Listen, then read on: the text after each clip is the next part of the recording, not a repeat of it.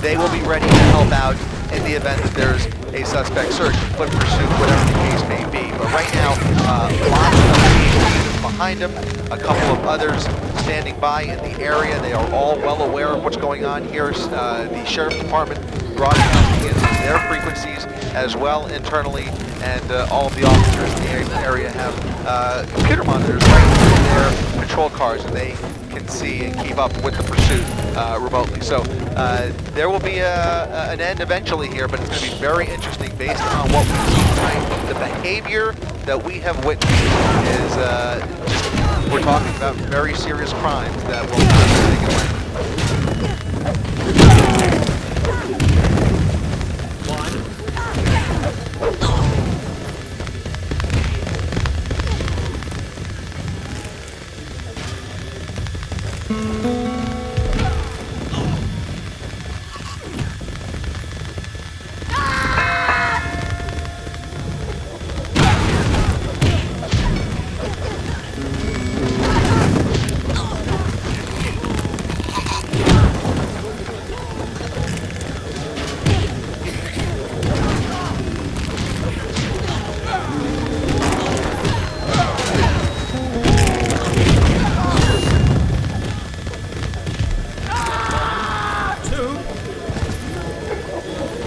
That's exactly right. And so they have mostly pit-trained officers, I think almost all of them, with maybe some exceptions, but they are mostly ready to execute that pit once the supervisor gives the go-ahead and the approval to continue it. Now, you know, that same person would also be the one that probably, under other circumstances, maybe would have been the one to give the order to pull off, pull back because of the dangerous driving. But again, we're not going to see that tonight because of the charges, specifically assault on a law enforcement officer, several contacts, collisions, first putting it in reverse, and then almost a head-on collision with another CHP unit. Again, he is on borrowed time with that, even that lead unit, even in the height of traffic, not giving him much room to play with, no more than 5 to 10 car lengths back, but full view of that suspect, not getting anywhere away from that lead unit, and that helicopter is still right over him as well. So there's only a handful of ways this could possibly end. You know them very well, Mark, and we'll see if they decide to employ the pit maneuver tactic. I think my money's on pit maneuver for this one.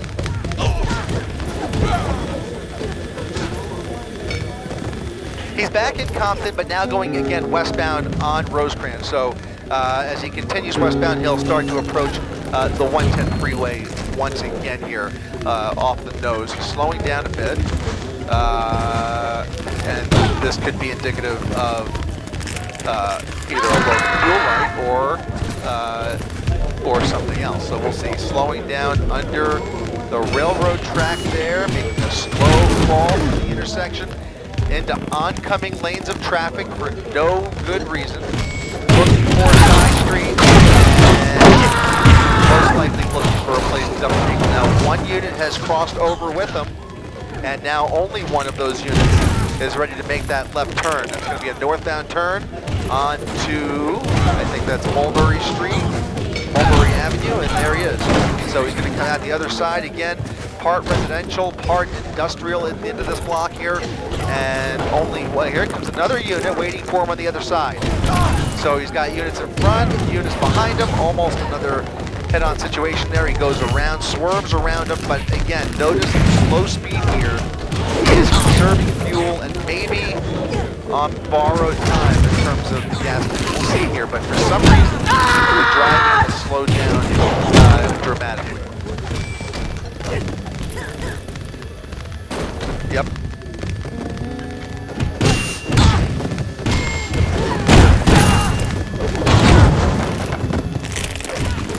No. Yep, would have been a good place, but once again, the likelihood of a pit maneuver just went up again, because at these speeds, this is the perfect situation. Most of these streets are pretty desolate, as you can see at this time of the night. Not a whole lot of traffic, lots of commercial warehouses, no collateral damage here. Comes up on another intersection with a lot of pavement to play with. Yep, that's Spruce at Alameda Street, making a slow crawl onto Alameda, now northbound Alameda, under the freeway, and maybe looking for a chance to get back on. I don't know why.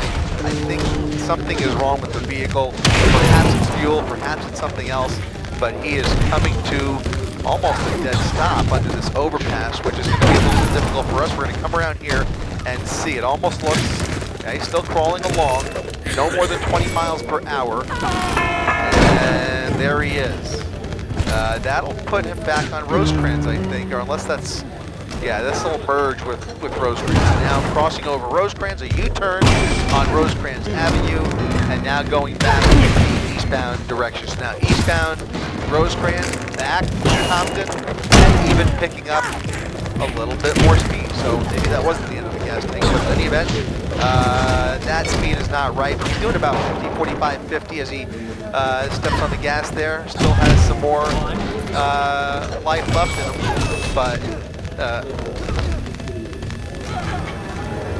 look at this, onto a sidewalk. Okay, that's an access road. This can be taken. Okay, it's one of those exit, those kind of like access roads that can take you off of Rosecrans. In this case, Spring Street. You know, an erratic U-turn there. That puts them on Spring and Tech in a residential area where they possibly will be less likely to form a pit because you just don't know who's walking around. Obviously, it's pretty dark in here, so that looks like either a parked car or, yeah, somebody just stopped at the stoplight. Yeah, stop sign.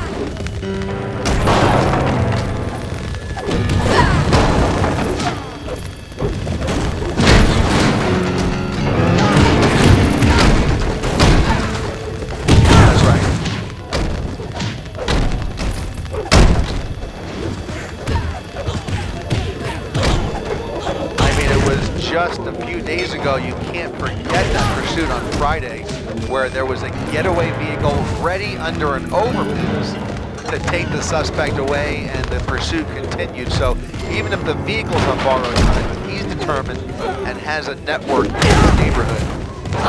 He may have the ability to that was one of the first times I've seen it executed so well. He just switched vehicles, pulled a switcheroo under the overpass. But in any event, there's the spike, there's the spike, there's the spike, and that looks like it was a successful spike strip. That was a really clever spike. That was a pretty lengthy spike strip.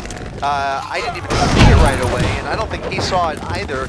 Ran right over it, and we'll see how the vehicle starts to behave any differently. Right now, if it was a good spike, there's little tubes that will penetrate the tire and slowly let the air out of those tires, bringing the vehicle to eventually a slow crawl at best. But in any event, he is now circling this neighborhood, a neighborhood that we have been through a couple times already, as you mentioned, which indicates he may be very well familiar with the neighborhood. Through another red light there, back over a set of railroad tracks, and joyride at this point.